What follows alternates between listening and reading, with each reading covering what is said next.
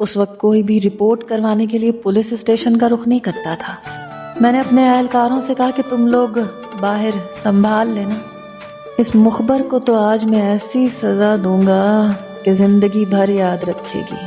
جیسے ہی میں اسے کمرے میں لے کر گیا، دروازہ بند کیا، اس کا ہاتھ چھوڑ کر اسے سامنے رکھے صوفے پر دھکیلا۔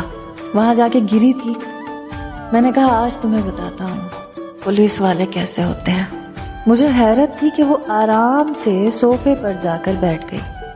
سب سے پہلے میں نے اپنی بیلٹ اتاری، وہ ایک سائیڈ پر رکھی، پھر اپنی شرٹ کے بٹن کھولنے لگا، پھر میں نے اپنی شرٹ اتار کر ایک طرف رکھی اور اس لڑکی کے پاس چلا گیا۔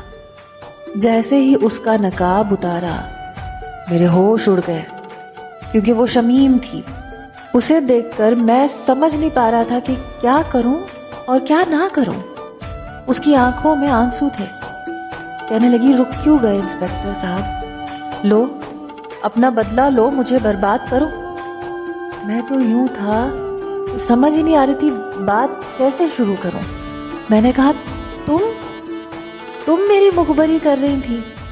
کہنے لگی ہاں میں تمہاری مخبری کرتی ہوں، ایس ایچ او کو ثبوت بھی میں دیتی ہوں، لیکن کبھی اس کے سامنے نہیں گئی، بس اسے بھیج دیتی ہوں۔ میں چاہتی تھی میرا شوہر ایمانداری سے کمائے، دوسری عورتوں کے چکر میں نہ ہو۔ میں تمہارے ساتھ تنگی میں گزارا کر سکتی ہوں، لیکن حرام نہیں کھا سکتی، اور نہ ہی کسی ایسے مرد کے ساتھ وقت گزار سکتی ہوں جو پہلے سے کئی عورتوں کی سنگت میں رہ چکا ہو۔ جو کچھ تم آج میرے ساتھ کرنے جا رہے تھے، میری جگہ کوئی اور دوسری لڑکی ہوتی تو اس کے ساتھ کر گزرتے، اور نہ جانے کتنی لڑکیوں کے ساتھ کیا بھی ہے۔ کل کو اگر ہماری بیٹی ہوئی اور اس کے ساتھ کسی نے ایسا کیا تو تمہیں کیسا لگے گا؟ میں نے کہا بکواس مت کرو، کچھ نہیں ہوگا میری بیٹی کو۔ کہنے لگی باپ کیا ہمیشہ بیٹی کے آگے آتا ہے؟ حرام کھاؤ گے، مجھے کھلاؤ گے، کل کو اپنے بچوں کو کھلاؤ گے، تو پھر یہ کیسے سوچ سکتے ہو کہ بچے نیک اور پارسا نکلیں گے؟ کسی عورت کی عزت پر ہاتھ ڈالو گے تو کل کو یہ سوچ کر ڈالنا کہ یا تو میں کسی کی ہوس کا نشانہ بنوں گی یا پھر میری اولاد۔ یہ سن کر میری روح اندر تک کانپ گئی۔ وہ کہنے لگی دنیا کو دیکھیں گے تو دنیا کے ساتھ جہنم میں چلے جائیں گے، تھوڑی سی تنگی برداشت کر لیں گے تو ایک نہ ایک دن ہمارے حالات بھی بدل جائیں گے۔ صرف یہی کہنا تھا مجھے تم سے، یا تو ایمانداری کو اپنا لو یا پھر میں کل اپنی ماں کے گھر واپس چلی جاؤں گی۔ میں نے بہت چاہا کہ تمہیں سدھار سکوں، لیکن شاید میرے بس میں نہیں تھا۔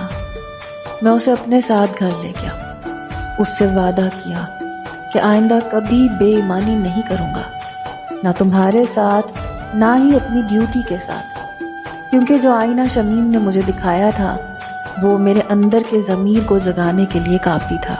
میں نے بہت سی عورتوں کو دیکھا ہے جو اپنی فرمائشوں کی خاطر اپنے شوہر کو بے ایمانی پر اکساتی ہیں، لیکن بیوی اگر شمیم جیسی ہو تو مجھ جیسا پولیس آفیسر بھی ایمانداری کرنے کے لیے تیار ہو جاتا ہے۔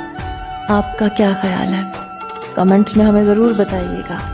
اجازت چاہتے ہیں، اللہ حافظ۔